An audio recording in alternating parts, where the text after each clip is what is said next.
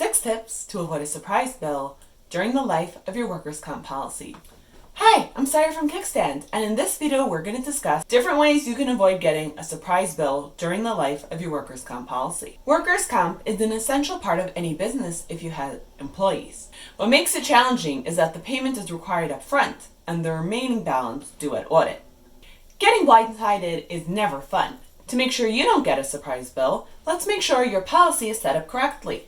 Let's dive in. Number 1. Classify your workers correctly. There are between 500 and 600 ways to classify your workers, and choosing the one that fits you best can result in a lower rate.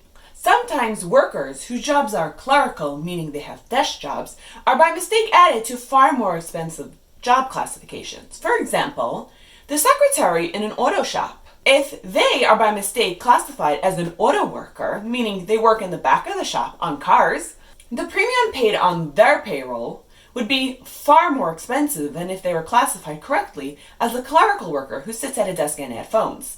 Since working with cars that are on lifts is much more riskier and far more likely to get hurt, the insurance for their payroll would be more expensive. However, if you have someone who does far riskier work and you've classified them as a lower risk job, for example, your auto body shop guy, if you classified him as a secretary, at audit you would get a surprise bill because you are not paying enough insurance on his payroll. Keeping with the theme of payroll, let's go for number 2, under-projecting your payroll. Under-projecting your payroll means that even though you've been paying your workers' comp policy, you've been paying it on less an amount of payroll than actually what you are paying. So you haven't paid enough to cover your employees' true payroll. Say your original premium was based on $250,000 in payroll. If in reality you've paid $300,000 in payroll, you owe the insurance company the premium on that $50,000 of payroll you haven't paid yet. Every policy is audited at the end of the year. They will discover this discrepancy and bill you for the difference. By staying proactive and notifying them when you increase your payroll or hire a new employee, you can start paying at that point and not have to pay it all at the end. It's important also to understand what is included in payroll. Things you should count are the following: wages, bonuses, overtime pay in most states, holiday vacation and sick leave pay, Social Security and Medicare tax contributions, commissions, profit sharing or incentive plans, prevailing wages, annuity plans. All these are considered as part of your payroll figures, and if you do not include them when you make the projection, they will be added at audit and you will be given a bill for the difference. Number 3, collect certificate of insurance from your subcontractors. Subcontractors are skilled workers you hire as 1099s, not as irregular employees who are W-2s. Since you hired them, if they don't have workers' comp insurance and they get hurt on your job site, they can sue you to cover their injury-related costs, namely medical bills and lost wages. Your insurance company does not want to cover people who weren't on the original plan and that you didn't pay premium for. As such, they require that all subcontractors you hire have their own certificates of insurance. How would you know? It's easy. When you hire a subcontractor, ask them to give you a copy of their certificate of insurance. Keep this somewhere handy where you can provide it to your auditor at audit. If they do not give you a certificate of insurance, you should assume that they do not have a workers' comp policy, and you either need to add them to your own policy or demand that they buy one. Remember, if you don't have it on record, the auditor may require you to pay premium on the amount of money you've paid that subcontractor. Be safe rather than sorry, and demand a copy of their certificate of insurance up front. Number 4, have a clear process to report claims.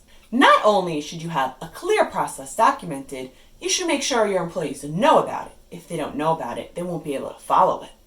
It's important to report claims quickly because getting the insurance company involved from the beginning can help keep costs down and the claim under control. Your process should be outlined in your employee handbook and discussed periodically at meetings. Is there a chain of communication that needs to happen when someone gets hurt? Is there a stack of paperwork that needs to get filled out? Being prepared will ensure that everybody knows what to do and will also cover you at your audit. Related to the point we just discussed, number 5, report every single incident.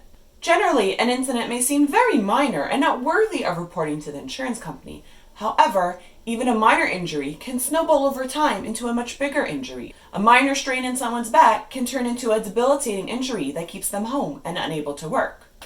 Every state has laws about how many days you have to report an injury. Make sure you report it as soon as possible so you don't get fined from the state for being late.